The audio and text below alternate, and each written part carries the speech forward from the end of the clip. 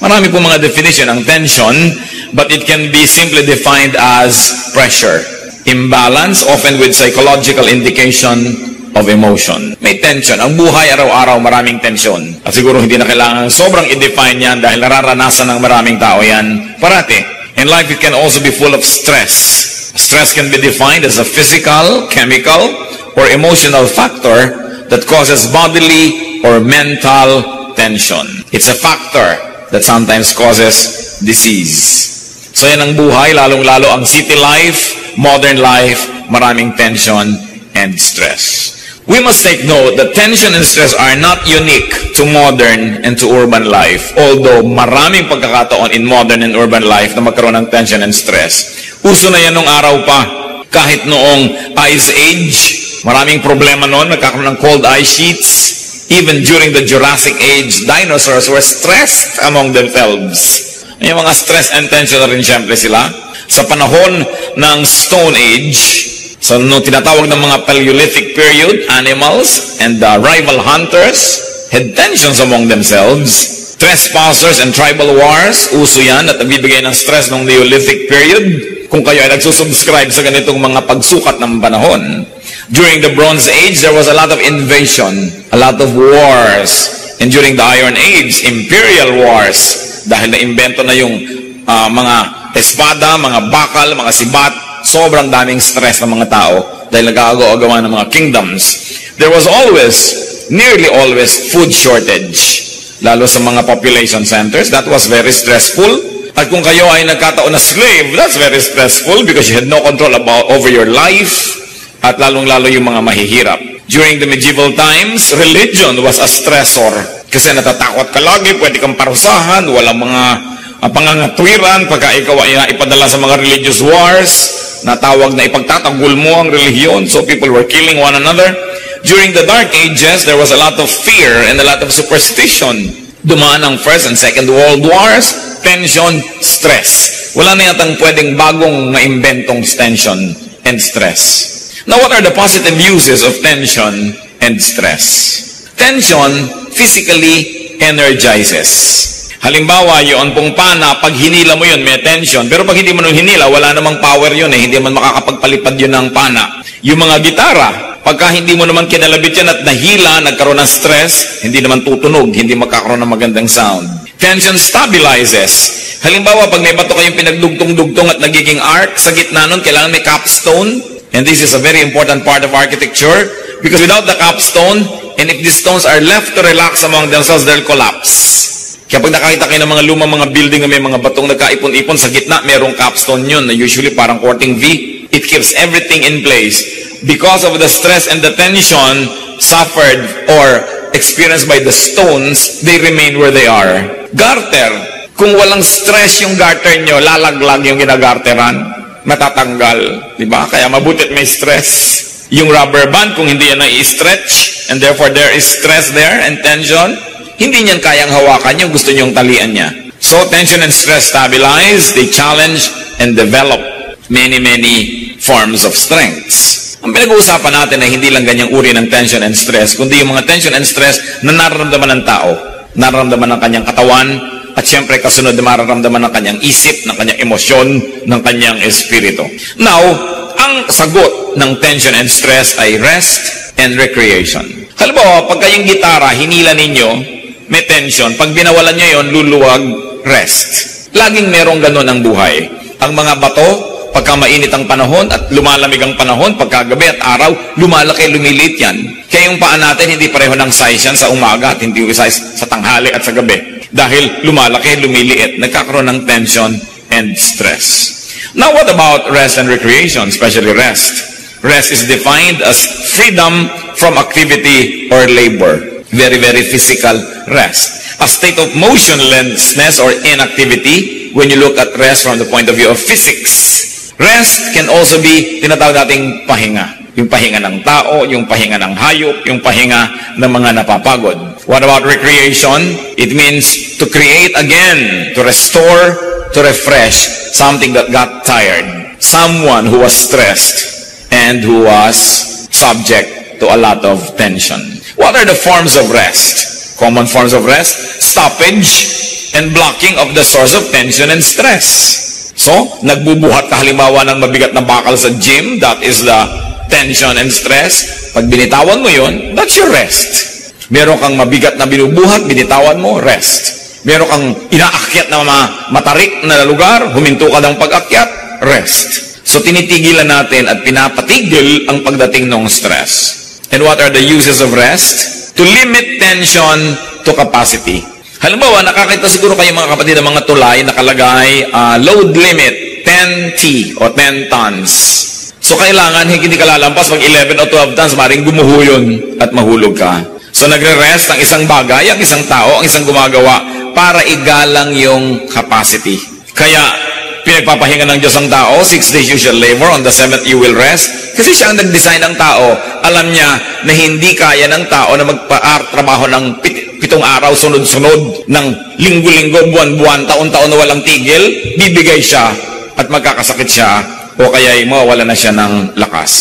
Kaya, pag nagugutom ka na ay kakain ka na, inaanto ka ay matutulog ka, season yan. Magkasagot talaga, magkatumbas. So sa mga tulay, may mga load limit. Ang electrical appliance, may voltage regulation yan. Pagka 110 yan, hindi pwede isaksak sa 220, sasabog, mag-aapoy, masisira. Pati mga ilaw, kung 10 volts yan, hindi mo pwedeng lagyan ng sobrang daming kuryente dahil baka siya ay sumabog. Medicine, you have to take it in the right dosage. Because taken beyond the required dosage, it will become poisonous. At pati ang exercise, hindi ka basta nag-exercise, tinitingnan ang iyong edad, ang iyong body weight, ang kondisyon ng iyong puso, body situation, blood pressure, sapagkat dapat igalang yung limits. That is the use of rest. Igalang ang limit, ang kakayahan, ang hangganan na kayang dalin. Kaya nakikita niyo po yung mga nababaliw. Pag sobra na ang sunod-sunod na dagok ng tadhana sa kanila, sunod-sunod na mga kalungkutan, kabiguan at walang pahinga, bigla na lang nagkakakanta at nagsasasayaw, nakakalimot sa sarili. That is the coping mechanism of the human body para hindi siya tuluyang sumabog at mawasak. Siya'y nababaliw. Para hindi na niya ngayon indahin ang mga dapat ay iniinda ng mga taong hindi baliw. Kaya yung pagkabaliw ay isa ring blessing. Kung sakaling ang buhay mo'y sobra na at mamamatay ka na sa dami ng lungkot, nababaliw ka ngayon. Kaya nakaka-recover din ang mga nagkakaganito. Kung nagkakaroon sila ng enough rest, enough relaxation. Anong problema nun? Naging sobra ang stress. Naging sobra ang tension.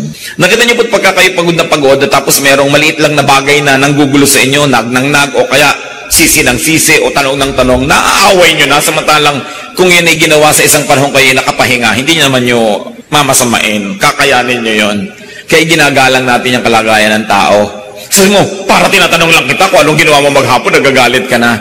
Hindi naman yung tanong kundi kailan itinanong, paano itinanong, anong kondisyon nung tinatanong. So, rest to replenish strength, to replenish capacity. Pero meron pong mas malalim na gamit ang pahinga. At pinag-uusapan na natin ngayon, pahinga ng tao.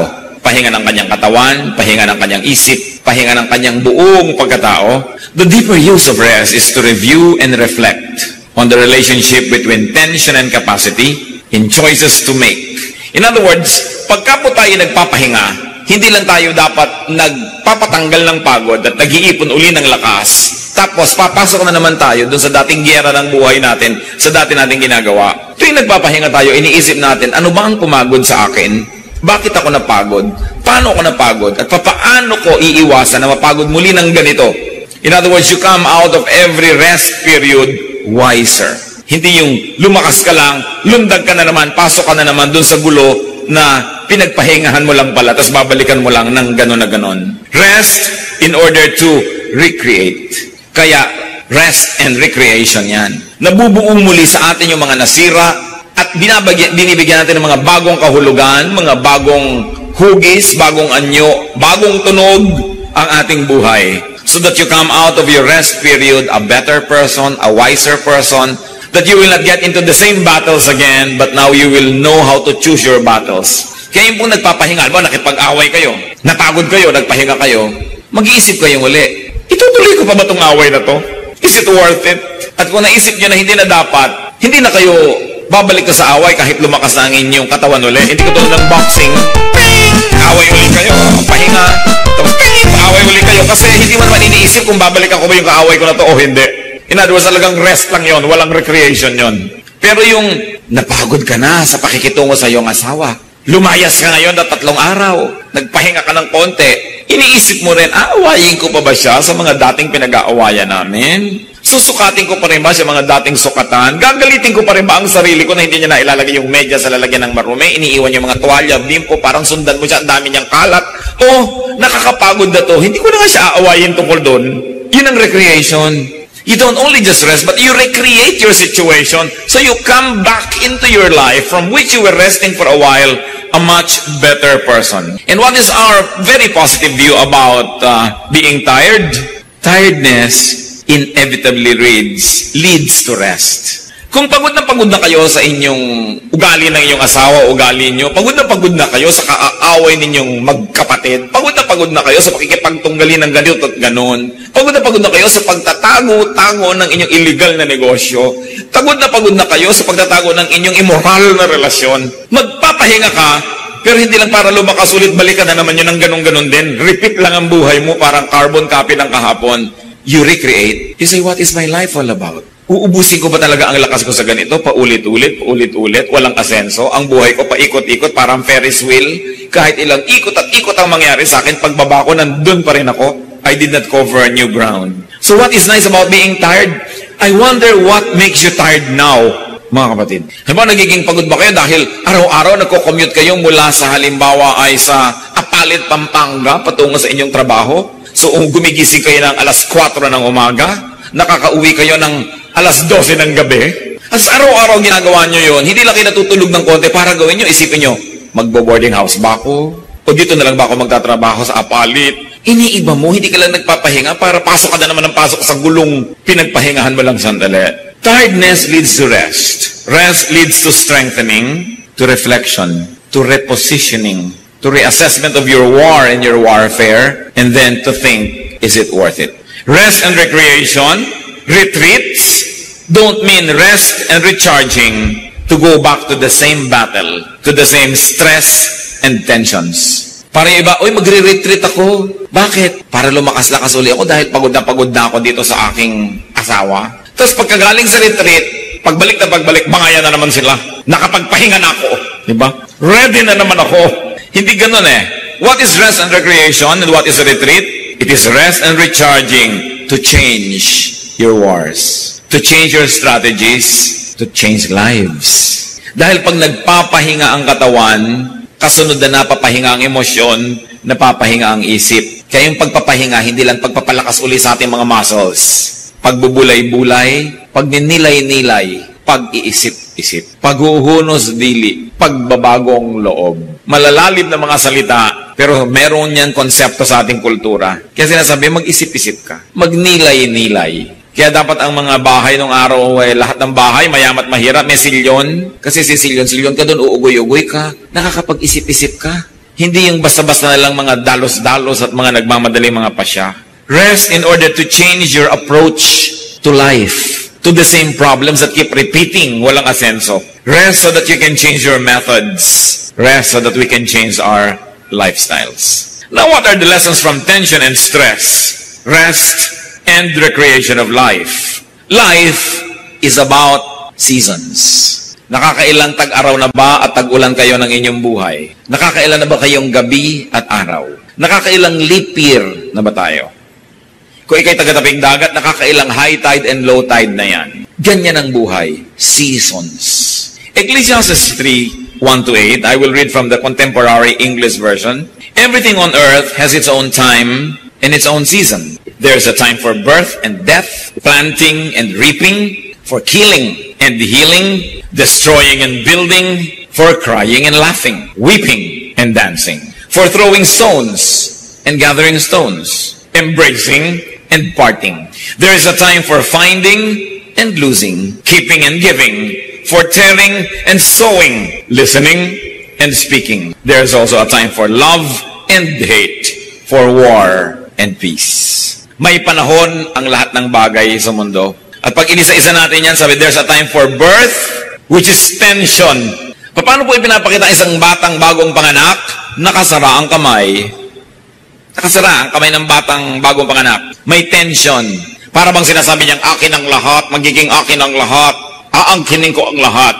Life begins tensed. And there's a time for death. Ang mga namamatay po, nakabuka lahat ang palad. Wala ka pang makikitang kamay na namatay na kaganyan na may hawak na piso. Kahit hawak-hawak niya nung naghihingalo. At kung pelikula yun, iko-close at tank, nalaglag yung hawak, patay. So na-realize niya, wala naman pala talaga akong pwedeng hawakan. Wala naman pala talaga akong pwedeng angkinin. So ibibigay ko ng ganyan lahat. So nakikita po natin, tension and relaxation, birth and death. Crying is tension, laughing is relaxation. Kaya sinasabi nila, if you want to relax, laugh. Watch a comedy. Have fun. Meron naman mga lungkot-lungkot na sa buhay, pasanaan daigdig, manonood pa ng drama. Iyak-iyak ngayon, mugto-mugto ang mata. So lalong na-tense ang tao. There's a time for weeping, tension, and a time for dancing, releasing tension. Nakaka-release ka ng mga toxins sa iyong katawan, papawisan ka, so you release tension. There's a time for keeping a closed fist, which is tension, and giving open fist, relaxation. A time for hate, kaka-tension. A time for love, nakaka-relax. A time for war, tension. A time for peace, relaxation. In other words, sinasabi po ni Solomon, mga kapatid, ang buhay ay ganito, tension and relaxation. Huwag na kayo magtaka, tanggapin nyo yun. Kung napatapat ka ngayon sa tension, di ma-tense ka. Ngayon, bukas, relaxation, mag-relax ka. Ang isa namang napakawala sa lugar, yung panahon para ma-tense, ay relax na relax. Mga padre de familia na wala nang malaman ng pamilya, relax na relax pa. Nakukuha pang manood ng TV. At meron namang dapat mag-relax, bakasyon, tense na tense ang nanay dahil kulang ang tinidor na dala, o may ganito, may ganyan. Hindi nagre-relax, dapat mag-relax. So mali, hindi sila katugma ng rhythm. What is the Bible trying to tell us? Life is about rhythms. Sunrise, sunset, high tide, low tide. Wala kang mapapala kapatid na ipagluksa ang low tide tuwing naglo-low tide. Sa matuwak at hindi, maglo-low tide at mag-high tide, lalo kung taga-Malabon ka. So, huwag mo nalang palungkutin ang buhay mo, mag-adjust ka nalang dahil andun eh. So, yun ang sinasabing mag-rest ka and mag-isip-isip, recreate. Bibili ba ako ng bota na hanggang hita, hanggang leeg, o lilipat na lang ako sa antipolo para hindi ako bahain. Pero hindi yan garantiya. Meron tayong elder na nasa antipolo sa ibabaw ng bundok, lumubog ang bahay sa baha. Ganyan ang buhay ng tao. Maraming hiwaga. But life is about seasons of alternating rhythms and waves of tension and relaxation. Parang gitara na tense, nagre-relax, lumalabas ang musika. Jeremiah 8:7, even the stork in the sky knows her appointed seasons, and the dove, the swift, and the thrush observe the time of their migration. May oras kung kailan ang mga ibon ay lumilipad patungo sa hilaga at mayroong oras para sila lumipad patungo sa kabilang direksyon. Alam nila kung saan sila pupunta. Alam ng mga salmon kung kailan sila babalik sa mga ilog na pinagsilangan sa kanila. Alam nila at sinusundan nila ang panahon. Psalm 104:19-24, the moon marks off the seasons and the sun knows when to go down. You bring darkness, it becomes night, and all the beasts of the forests prowl. The lions roar for their prey and seek their food from God. The sun rises and they steal away. They return and lie down in their dens. Then man goes out to his work, to his labor, until evening. Ano pong observation dito? Pati daw ang mga buwan ay laging nasa panahon. Alam nila kung kailan sisikat, kailan lulubog. Pati ang mga paputok, alam nila kung kailan sila puputok at hindi. Diba? So nakikita natin na may panahon ang lahat. May schedule yan. Pagka daw gumabi na, ang lahat ng mga mababangis na hayop ay naglalabasan na sa kanilang pinagtataguan upang maghanap ng makakain. So ano dapat ang ginagawa ng tao sa gabi? Nakaligpit sa bahay niya para hindi siya maging pagkain. At kaya maraming nakakain, wala sila sa oras, wala sila sa lugar. Kaya sabi, pag sumikat na uli ang araw, liligpit na yung mga hayop, yung mga tao naman nagtatrabaho sa bukid, sila naman ang gagawa ng paraan, may panapanahon. Ngayon, nasa maling lugar ka, swimming ka ng swimming sa isang lugar na maraming buhaya, ay talaga magiging merienda ka dyan. Lumagawa ka ng bagay na wala sa panahon, wala sa lugar. Alam nyo mga kapatid, napakalaking bagay. Ito lang ang mamaster natin. Ito lang sa buhay, hindi ka na siguro magiging pinakamalungkot na tao sa balat ng lupa. Parang hindi ka magiging pinakamasaya, pero hindi ka magiging pinakamalungkot. At yun ay, matuto lang tayong lumagay sa oras at sa lugar. Masipag ka nga, nagsiserve ka nga sa church, wala ka naman sa lugar sa pagsiserve, wala ka naman sa lugar sa organisasyon, mali pa rin. Ang sipag-sipag mo nga, pero wala ka naman sa lugar. Pinagod mo na ang iyong katawan, nahirapan ka na, Nagkasakit ka na, namatay ka na, hindi ka pa rin umasenso. Lugar, panahon. Yan ang batas ng buhay. Ika lang yan. There will be seasons of work and rest. There will be seasons of happiness and sadness. Mga kapatid, pakinggan nyo itong mabuti. There is really no bad season. Walang masamang panahon. There is really no bad time. Kaysa sabihin nila, bad weather. Walang bad weather. Yung kumikidlat-kidlat, nare-recharge ng electrons ang ating atmosphere. It's good for us. Huwag ka lang tamaan, kaya huwag ka magpakalat-kalat. Lumagay ka sa lugar. Namamayong ka pa sa gitna ng bukid, kumikidlat. Talagang malilitsyon ka dyan. Lumagay ka sa lugar. Paligo ka ng paligo. Pagka alam mo may mga earthquake, pwede magkaroon ng tidal wave. Inanod ka na. Wala ka sa lugar. Di ba sinasabi nga, the early bird catches the worm? Just don't be the worm. So sa isang umaga, magpapasya ka, ako may magiging bird, ako may magiging worm. Lumalagay ka sa lugar. Walang bad time. Yung bagyo, nabubunot ang mga punong matatanda at ang gaganda at ang lalaki na, mabuti yun. Alam nyo, good news yun doon sa mga buto, doon sa silong ng kanyang mga sanga, na wala ng panahong lumaki dahil nayuyong-yungan sila ng punong kalaki-laki. And nothing grows in the shadow of a big tree. So pag may nabunot na pagkalaki-laking puno, isang araw pa lang naglalabasan na yung mga bagong bunga. So what's bad news there? Hindi dapat pinepersonal. Ang tinitingnan mo yung buong planeta, yung buong mundo, it is good. Storms, earthquakes, lumulubog ang mga continent, meron namang mga bagong lumulutang. Huwag ka lang doon sa lumulubog na katungtong. Kaya napakahalaga yung timing Nasaan ka ba? Napaka-importante yan. Alam niyo sabi ng Ecclesiastes 7:14? When times are good, be happy. When times are bad, consider God has made the one as well as the other. Ang ibig sabihin ni Solomon, hindi yan bad. Dahil walang ginagawang bad ang Diyos. Sabi niyo, ay bad naman, namatay ang mahal ko sa buhay. Pero lalo namang masamang di na yan mamatay kahit kailan. 300 years old na, buhay pa. So, napepersonal lang kasi natin. Pero natural ang tao ay mamamatay. Di nagsiksika na tayong lahat dito kung walang namamatay. Kung lahat ng dalangin ng tao, Diyos ko po, huwag mo pong kukuhanin itong pabuhayin mo siya.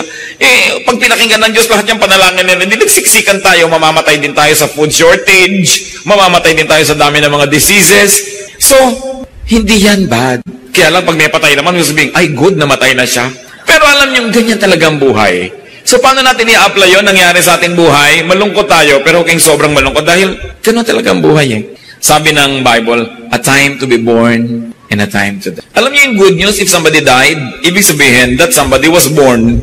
So, yun ang good news, laging may kakambal. Ang dilim may kakambal na liwanag, ang gabi may araw, ang pagkapanganak may kamatayan, kambal-kambal yan. Hindi pwedeng kalahati lang. Anong gusto mo sa yoyo kalahati? Hindi yan iikot. May balance. Huwag nating sobrang pepersonalin ang mga nangyayari. Lalo't yan ay batas ng kalikasan, lalo't yan ay batas ng buhay. So how can you relax in spite of the tension? Just go with the season. Swim with the current. Flow with time. And I don't mean morally, Hindi ibig sabihin sumunod ka sa agos ng immoralidad. Hindi yun ang pinag-uusapan. Yung agos ng panahon. Tag-init ngayon, di mag-enjoy ka ng mga nagagawa kung tag-init. Huwag ka magreklamo ng magreklamong tag-init. Kasi pag taglamig naman, nagre-reklamo ka rin taglamig. Pag nasa Amerika ka, sabi mo, ay naku, mabuti pa sa Pilipinas, ganito, ganon. Pag nasa Pilipinas ka, naku, mabuti pa sa Amerika. Kahit saan ka ilagay, mali. Make every place that you set your foot on home. Kung anong pagkain nakaharap mo, enjoyin mo. Huwag mo sabihin, ay masarap pa yung nilaga namin sa bahay. Wala ka sa bahay mo, ito yung nilaga ng biyanan mo. So, masarapan ka na kasi kakainin mo rin naman Mag-adjust. May mga bagay tayong hindi naman nababago. At hindi naman dapat makipagyera tayo para baguhin pa. Samantalang mas madali kung lululunin mo na lang. And I don't mean morality and immorality. Let me be emphatic. Kasi siyempre, in areas of morality, naninindigan tayo. Pero konting-konting gyera sa buhay, ang karapat dapat ipaglaban. Marami, hayaan mo lang. Lilipas din yan. Get on with life. Get the most out of life. Give the most that you can give. And when it's time to die, die. Huwag gumawa ng mga pagsisisihan. At kung nagawa na, huwag nang pagsisihat na tapos na, baguhin na lang next time. At kung sasabihin nga natin, may nangyayari, charge it to the calendar. Sabihin mo, well, it's time to mourn. Wala tayong pera ngayon, mga anak, it's time to go simple. Kung marami tayo ngayong pera, well, it's time to enjoy it and share with others and thank God.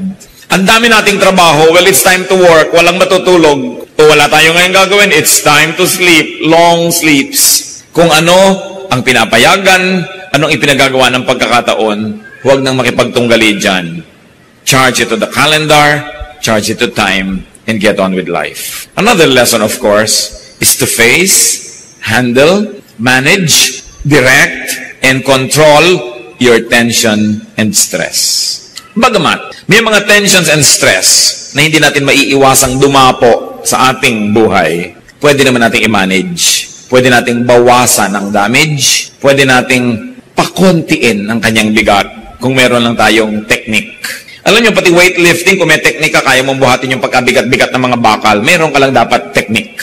Sa mga dancers, sa ballet halimbawa, yung kahit maliliit yung lalaki, kaya niyang buhatin yung babaeng ganun, kung meron silang technique how to do it. Most of the time, it's your technique that makes or breaks you. So know, regulate, direct your work and your work days. At dito kilala ang tao na napakatalino, magaling tayong gumawa ng tools to make our work easier and more productive. Very importantly, when it comes to handling stress and tension, know yourself, know your limits. Kung tayo po mga kapatid ay hindi nagpapanggap, hindi natin pinapapel ang di natin papel, hindi tayo lumalagay sa hindi naman natin lugar, there is a lot of more relaxation. Pero nang aagaw ka ng pwesto ng may pwesto, lugar ng may lugar, pinipilit mong to stand taller than what you really are, you try to project what you are not, mahirap yon. Mahirap yung nagpapanggap, mahirap yung nagme-maintain ng isang kasinungalingan, mahirap yung may itinatagong lihim, mahirap na pinupuno natin ang sarili natin ng stress, pwede naman wala. Nagpapanggap kang mapera at mayaman, yung pala'y wala, di sa umpisa parang sabihin, wala akong pera, di wala ka na yung i-maintain na image. Napakahirap yung nabubuhay sa isang kasinungalingan. Kaya para tayong mag-relax, first is to know yourself, accept yourself, learn to love yourself, and by God's grace, continue to improve yourself so that you can love others also. Then, that's what life is all about. Kaya mahalaga na kung ano yung iyong talent, doon ka humanap ng trabaho o career. Kasi ang hirap ng sinusumpa mo araw-araw ang pagtatrabaho mo dahil hindi mo naman na-enjoy. And when you find a work that you enjoy doing, then you will not work for the rest of your life. That will be recreation. Ang mahirap, kahit ang gaan, hindi mo linya sa buhay, mahirap yon. Pabalik-balik at lagi ko sinasabi, lumugar. Ilagay mo ang sarili mo sa tamang lugar, kilalanin mo ang iyong mga kakulangan at huwag kang magpilit na puno doon. At kung mapupuno mo, sa tamang paraan ay punuin, pero habang wala pa, yan ang buhay, operate within your limits. Nobody is perfect. Psalm 103:14, we are dust. Bagamat meron tayong Espiritu ng Diyos sa atin, pero kasama din ang ating kabuuan, ay tayo ay likabok. Psalm 90:12, teach us to number our days aright. Make our days count.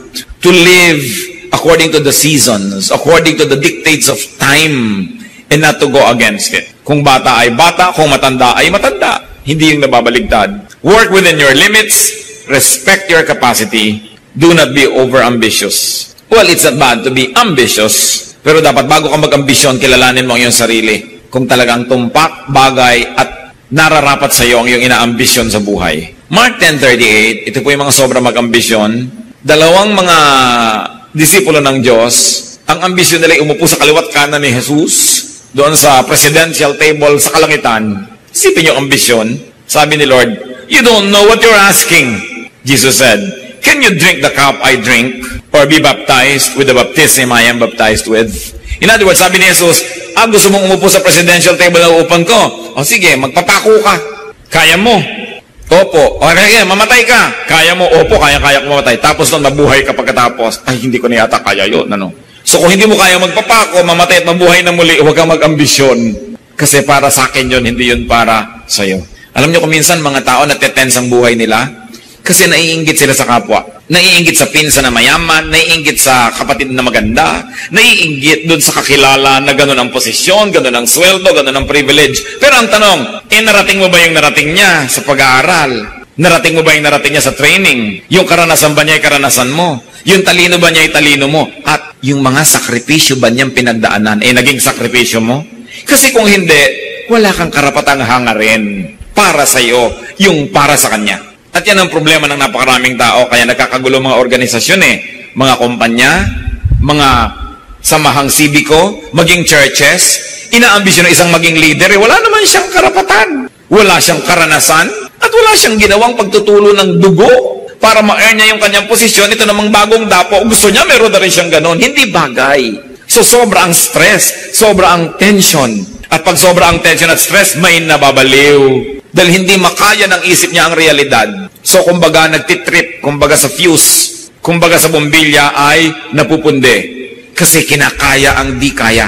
Kaya napakalaki pong ministry natin mga kapatid, bigyan ng reality check ang ating mga kapatid, ang ating mga magulang, ang ating mga kaibigan, kung ang inaambisyon nila ay hindi bagay at akma sa kanilang realidad. Kaya sasabihin mo, alam mo kapatid, yung inaambisyon mo, meron ka bang karanasan, meron ka bang kasanayan, may edukasyon, meron ka bang ganito at may ganon, genetically, bagay ka ba dyan? Kasi kung hindi, ibahin mong ambisyon mo, huwag mong kopyahin tong taong to. Sabi nga ni Shakespeare, desiring this man's art or that man's cope with what I most enjoy, contented least. Sabi ako, ang saya-saya ko na dito sa kanya, hindi pa siya kontento doon kasi ang laki-laki ng mundo niya. Pero baka naman malaki yung utak niya, kaya malaki yung mundo niya. Ngayon, pag meron po tayong mga kasama, kamag-anak, kaibigan na nag-aambisyon, naiinggit, gusto niyang kopyahin yung iba, tapos hindi natin siya binibigyan ng reality check, hindi natin siya sabing, huwag mong kamainggit doon kasi magkaiba naman kayo eh. Sabi nga ni Jesus, can you drink the cup I drink?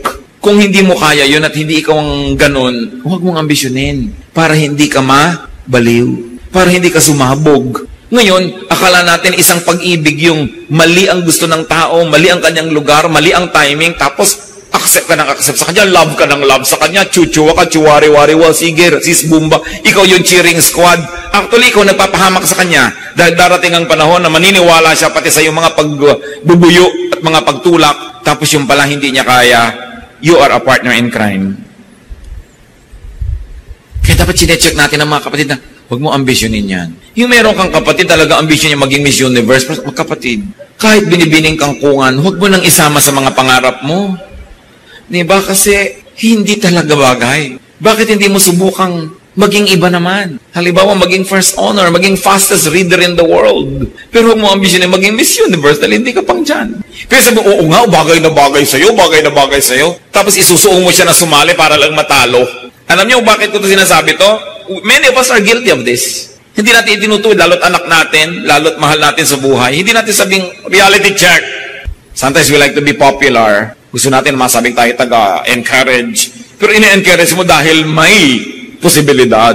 Hindi yung nakatungtong ka sa isang sinungalingan, hindi naman sustainable. Kaya sabi there, can you drink the cup I drink? And be baptized with the baptism I am baptized with. Kung hindi ka willing na magpasa ng krus, umakyat sa Golgota, magpapako, mamatay at mabuhay na muli, huwag mong ambisyonin ang karangalan na para kay Jesus. At sa ating mga tao, kung hindi mo kayang gawin ang ginagawa ng iyong kapwa, huwag mong ambisyonin ang kanyang karangalan. Sa kanya yon, hindi yung para sa'yo. Meron kang para sa'yo kung magiging realistic lang ang pagtingin mo sa iyong buhay. Matthew 9:29, Jesus said, according to your faith, will it be done to you. Kung anong kaya mong tanggapin, yon ang ibibigay sa iyo. Malakas ang pananalig mo o matatanggap mo yung hinihingi mo. Maliit ang iyong pananalig, hindi mo yan matatanggap. Kung ano ang iyong kapasidad, yon ang iyong tatanggapin. Hindi natin pwedeng sabihin na ba't siya ang dami-dami niyang tubig, tapos ako isang patak lang. Tansan ka lang kasi, puno ka na sa isang patak. Kaya mo ba magdala ng 5 galon? Hindi. Dahil hindi ka naman balde. So, kilalanin mo iyong sarili. Kasi pag nakilala natin ating sarili na maliit tayo sa isang bagay, makikita nating malaki tayo sa ibang bagay. Dapat lang realistic. Luke 14:28-30. Suppose one of you wants to build a tower. Will he not first sit down and estimate the cost to see if he has enough money to complete it? For if he lays the foundation is not able to finish it, everyone who sees it will ridicule him, saying, this fellow began to build and was not able to finish. Hindi ba, bago ka man magpagawa ng anuman, titingnan mo muna kung kaya mong tapusin. Tuusin mo muna kung kaya mo. Ngayon, kung hindi mo kayang tapusin, titigil ka rin lang sa gitna. Huwag mo nang simulan. O kaya ang simulan mo, isang mas maliit na building na kaya mong tapusin. Kasi hindi mo rin lang matatapos, mapapahiya ka lang. Madadagdagan ang iyong tension at ang iyong stress. At mga kapatid, isa sa mga pinakamalalaking nagbibigay ng tension and stress sa buhay, yung kumakagat ng hindi kayang ma-afford. Naguhulog ng hindi kayang hulugan. Nangangako ng hindi kayang tuparin. Standing taller than what they are. So sabi, ayaw mo ng tension and stress, huwag kang umimbento ng problema. Operate within your limits.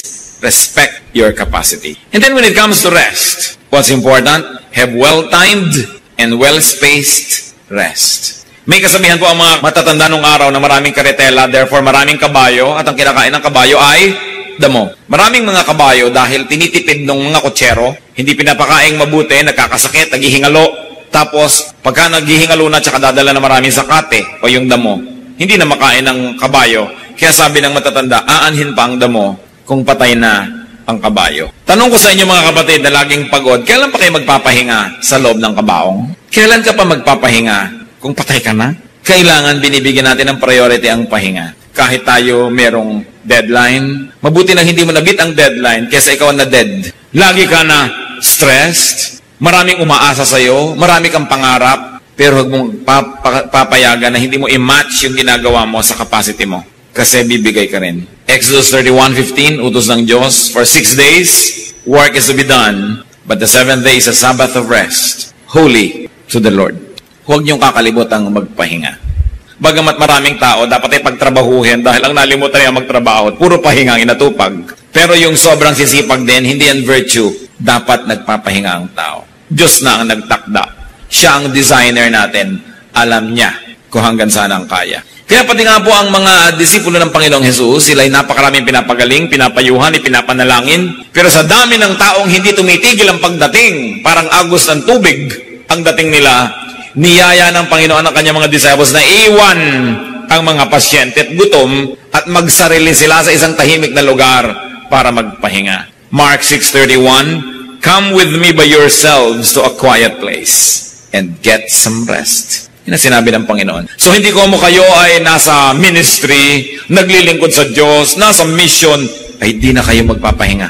Ang Panginoong Hesus ay napakabuti, ang ating Diyos sa langit, ang Ama ay napakabuti, itinuturo ang pagpapahinga. Si Elijah, isang propeta na super prophet, napakarami niyang nagawa dahil binigyan ng Diyos ng kamangyarihan. Pero dumating ang panahon, gusto na rin niyang mamatay kasi nasobrahan ng pagod.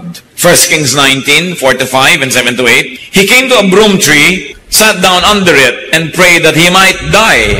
I have had enough, Lord, he said.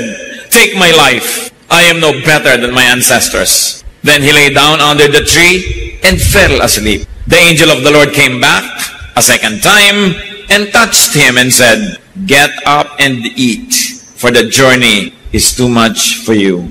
So he got up and ate and drank. Strengthened by that food, he traveled 40 days and 40 nights until he reached Horeb, the mountain of God. So itong propetang ito sobrang napagod sa spiritual warfare niya with the priests of Baal and with the wicked queen Jezebel, to the point that he ran and ran and ran and escaped and escaped and he was full of fear. Itong propeta na puno ng takot sa kay Jezebel, yung reyna. Pinapapatay kasi yung mga prophet. Sabi niya sa Diyos, unahan na natin si Jezebel, patayin niyo na ako, ayoko na, pagod na ako. At sa pagod, nakatulog siya.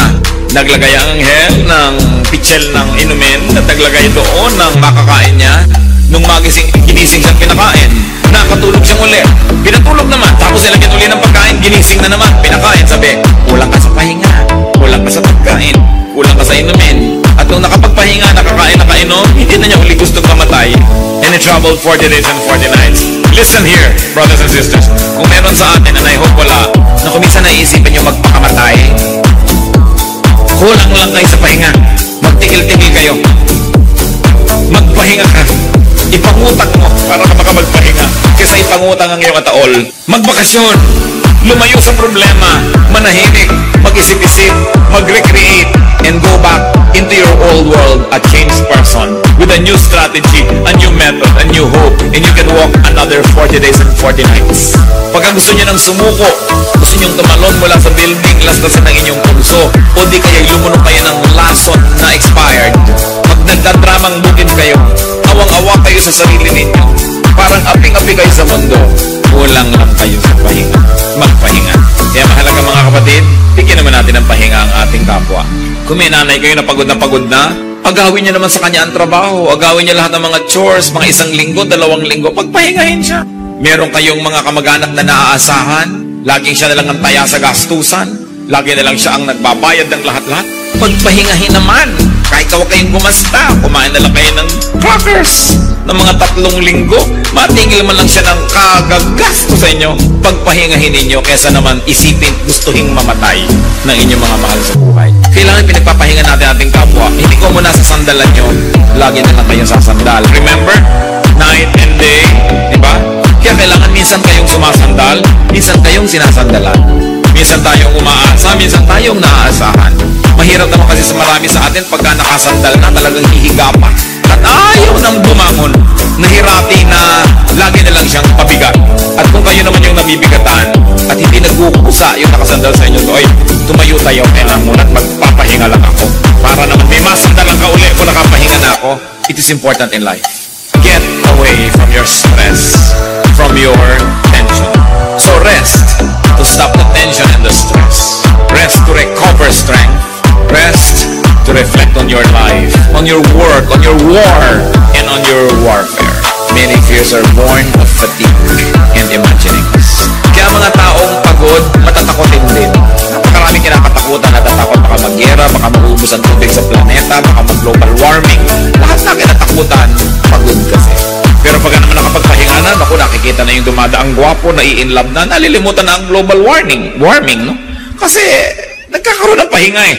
Importante yon. Recreate and rest to recreate. Psalm 1:1-2, Blessed is the man whose delight is in the law, and on his law he meditates day and night. You want to keep your balance?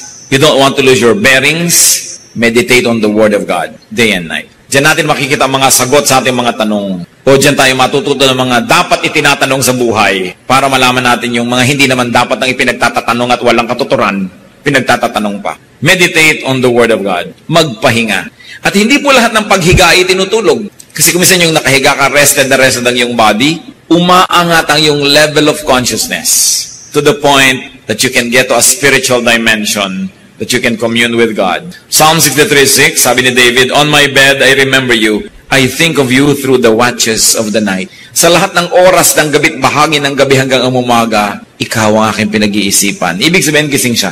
Merong portion, that very thin moment and line between being awake and being asleep that makes a spiritual communion more meaningful. And you should know that dreams and visions come through sleep. Kung minsan ang guidance pa lang kailangan mo sa Panginoon, ibibigay niya sa mga pahimakas, sa mga panaginip. Alam nyo, napakaraming taong kinausap ng Diyos sa panaginip. Imposible bang kausapin kayo? Kaya lang, ang nananaginip ay yung hindi sobrang lalimang tulog. Pag sobrang pagod ka rin, mahirap nang managinip pa. Kaya dapat din, hindi pinapagod sobrang sarili. Daniel 7:1, Daniel had a dream, and visions passed through his mind as he was lying on his bed. Meron ang tinatawag na twilight zone, na half awake, half asleep. And you should give yourself that kind of time. Hindi yung panood ka ng panood ng video, nakakatatlong palit na ng video hanggang hindi talaga nagdidikit ang mata mo, hindi mo papatayin at di ka matutulog. Wala ka ng panahon mag-vision noon. Wala ka ng panahon mag-dream. That's why we've got to give ourselves the space so that God can talk with us. You have to plan, protect, even beautify your rest, your sleep. Mga kapatid, baka naman ilang buwan, ilang taon nyo nang ginagamit yung una ninyo na ubod ng laki o ubod ng liit. Mano ba naman bumili kayo ng perfect unan? Yung una na bagay sa inyong leeg, sa inyong mukha, yung curvature ng inyong likod ay tamang-tama. Ang matalinong tao, matapos siyang mag-invest sa necessity ng pagkain, mag-i-invest siya sa good bed. Baka naman yung kama nyo, ang mga paa na ay lata ng floor wax. Nakalundo na yung likod, tinutusok lang yan ng mga spring at kung ano-ano. Tapos, kung saan-saan kayo nag-uubos ng pera, magandang cellphone at kung ano-ano. Samantalang yung kama, sabi nga ng advertisement noon, I want 1/3 of your life. Because normally, you spend 8 hours on your bed. That is 1/3 of 24 hours. It's 1/3 of your life. So if you live to be 60, 20 of those years, you were in bed. Bakit nyo hindi gandahan ang kama nyo? Hindi nyo gandahan ang inyong kwarto? Hindi yung paghiga mo, may kawali sa likod. Ay, may kawali dito sa likod ko, may sapatos, mayroong thumbtacks, nandun na lahat, no? Kung matalino ang tao at meron naman siyang gagastahin, aayusin niya ang kanyang higaan, ang kanyang bedsheet, ang kanyang kama. Kasi sa pagtulog ay maaari siyang managinip at makatagpo niya ang Diyos. Napakahalaga ng tulog. Hindi yan, alam nyo, mag-asawa, o kaya may mga anak kayo, dapat wala kayong TV sa kwarto. Kasi gusto mo nang matulog, nanonood pa yung asawa mo. Inis na inis ka. O kaya, hindi ka naiinis dahil nanonood pa siya dahil gusto mo na siyang makatabi. Panood pa ng panood. Kaya dabog at dabog nang inabot mo hanggang nag-umaga na ayaw mo tayo magsaing. Dahil inatupag TV. Alisin nyo sa kwarto yan. Hindi yan magandang habit. Dapat pagpasok nyo sa kwarto, matutulog kayo o magkukwentuhan hanggang antukin at magpahinga. Subukin nyo. Ginagaya nyo kasi mga Amerikano may TV sa kwarto. Kaya ang laki ng diborsyo dyan eh. Dapat nasa ibang lugar yan. Huwag gayahin pati ang mga kapintasan na ibang lahi. So, for those who are ready and those who really work, rest is not a luxury, it is a necessity. Don't feel guilty for resting. Don't feel guilty for having vacations. You need it para hindi kayo mabaliw sa nakakabaliw na mundong ito. Kailangan natin yan. And very importantly, when other people are trying to rest, do not spoil other people's rest, their relaxation, and their vacation. And one of the worst things that you can do when you're on vacation with your workmates is to talk about work while you are on vacation. Pag magbabakasyon kayo magkakasama sa trabaho, mayroong rule. Walang magbabanggit ng opisina, ng trabaho, o ng anything. Kasi pumuputak nga doon para lumimot. Tapos yun na naman ang pag-uusap-usapan nyo. At kung atin kayo ng retreat, church retreat, kung ano-ano mga retreat, lahat ng gamit yung mga kapatid, hindi naman to mahal, kaya nyong manahe o magpagawa sa mga modista, magpagawa kayo ng mga telang supot. Para hindi lalagyan nyo, hinahanap nyo yung inyong mga gamit, nasa plastic, lak, lak, lak, lak, lak, lak, lak, lak, lak. Buong gabi, naririnig mo na may plastic na parang chicharon at may kinakapakapa siya, hinahanap nyo yung kung ano niya, di ka na makatulog pa. Be considerate. Self-respecting people have cloth bags. Especially when you have to sleep with other people in the same room. Huwag kayong gagamit ng grocery bag. Kinakapakapan nyo yung arperdible doon sa loob. Bakit hindi mo... At napakalakas yung paggabi. Napansin nyo na ba? Kahit sa kapitbahay, madidinig mo yung pagkapakapa niya eh. Be considerate when people sleep. May mga tao hindi marunong magbukas o magsara ng pinto. Blag, blag, blag. Doon mo malalaman kung sibilisado. Tao ba? Kasi di ba ang doorknob na pipihit? Pag may natutulog mga kapatid, pipihitin mo, at saka mo hihilahin ang pinto, at saka mo papawalan. Hindi yung naglalaban ng kayo ng pinto, blag, blag, blag, blag. Pag isasara mo ang pinto, hindi mo itutulak dahil blag, di ba? Pipihitin mo para lumubog yung pansara, itutulak mo si pinto, at dahan-dahan mong ipipihitin ulit para sumara kung tao ka. Kung may pagpapahalaga ka sa tulog ng iba, meron namang mga may kotse, may sasakyan halimbawa, sikip ang mga kapitbahayan, nakatira sa di masalang, tapos umagang-umaga, tinatawag yung asawa, nagising na ang lahat. Terrible. May makikinig ng radyo, parang gusto niyang buong kapitbahayan isama niya sa kang pakikinig. Kung ano yung teritoryo niyo mga kapatid, hanggang doon lang dapat ang sound niyo. Dapat lumalabas sa kabila. Napakalaking salot yung karaoke sa buhay, ano? Lalo't hindi ikaw ang kumakanta. Dahil peste ka. Puro naman my way, wala nang ibang kanta. Nakakainis na. So anong importante? Respect people. Therefore, you have to respect their ears, their silence, their rest. Kaya hindi ba marami sa mga karaoke nagsasaksakan, nagbabarilan, nagkakamatayan, kasi nadidisturb sila eh. You get agitated. So do not spoil other people's rest. Huwag kayong text ng text sa mga tao, lalo't nagbabakasyon. Huwag tayong tawag ng tawag. Bago kayo tatawag, yung cellphone na yan, napakalaki talaga niya na rudeness. Maliban na lang, sobrang close kayo sa isang tao, at kahit mga close kayo, kung siya'y nagtatrabaho, may mga kaopisina, text before you call. Don't just call. You don't know if the person is ready to receive a call. So, may I call? Is it a good time to call? Hindi call na lang kayo ng call kahit anong oras kung available kayo. Importante, iginagalang natin ang pahinga ng iba. Kahit hindi sila natutulog, yung pahinga ng kanilang isip. Meron kayong sasabihin sa asawa nyo, nasira ang pinto natin, pwede naman maghintay pagdating niya. Ba't kailangan sabihin nyo pa ng umaga-umaga pa lang sa kanya? Wala pa naman siya magagawa. May mga bagay na dinedelay. Lalong-lalo ang asawa nyo nagtatrabaho abroad. May lagnat ang anak natin, dear. Kung hanggat hindi mo talaga nanganganib na kailangan mo sabihin, mamamanage mo naman, makakatulong pa ba na guluhin mo siya para sabihin ng ganong bagay? Sa kadalasan kasi gusto nating gumaan ng ating pakiramdam, ibubunto natin ng bigat sa kapwa. So kailangan nabibigat ang kadalin mo. Kaysa ipasa mo sa iba na hindi naman makakatulong sila, wala silang magagawa, anong mapapala mo na guluhin pati sila? Rest. Allow people to rest. Ang sabi ni Lord sa Matthew 11:28, "Come to me, all you who are weary and burdened, and I'll give you rest." So life is TNS. It is really tension and stress, but it is also R&R. Rest and recreation. Dapat hindi stress only at hindi rin rest only. Balance. A man must break his back to earn his day of pleasure. Sabi nga na isang song. So earn your rest by working. Hindi puro rest lang ang buhay. Ano po kaya ang tension nyo ngayon mga kapatid? Ano ba ang inyong stress? Ang dalangin ko sa ating pag-aaral ay nilaro-laro na ng Espiritu ito ng Diyos ang inyong isip para ipakita kung meron tayong needless stress na dapat alisin, makita natin kung paano haharapin ang isang stress at paano tatanggapin ang mga hindi napapalitan sa buhay so that you won't be needlessly stressed. Aming Diyos, nagpapasalamat kami dahil kayo'y mabait, mabuti, gusto nyo kami magpahinga at walang bad time kasi kayo ang nagagawa ng time, walang bad weather. Ituro mo sa amin, Panginoon, ang ganitong pananaw. Makita namin kayo sa likod ng lahat ng bagay, maging mga bagay na hindi namin laging gusto, pero minabuti nyo sa inyong walang hanggang karunungan na maging bahagi ng buhay ng tao. At dahil minabuti nyo, dahil ito ay mabuti. Turuan nyo kaming tanggapin ang hindi namin kayang baguhin ang mga pwedeng baguhin, at turuan mo kayong paano babaguhin sa tamang paraan ang mga pwede at dapat baguhin. Ipakita mo sa amin ang style namin, methods na nagdadagdag ng stress sa aming buhay. Teach us to improve. Ituro mo rin sa amin kung paano kami nagpapabigat sa kapwa at kung paano namin mapapagaan ang dala ng mga nagmamahal sa amin na napakarami ng dinadala sa buhay. Salamat na lang nandiyan kayo, O Diyos. Maaari namin kayong hingahan. Maaari pa nga namin ibigay sa inyong mga kabigatan namin because you, O Lord Jesus, said that we should give our burdens to you.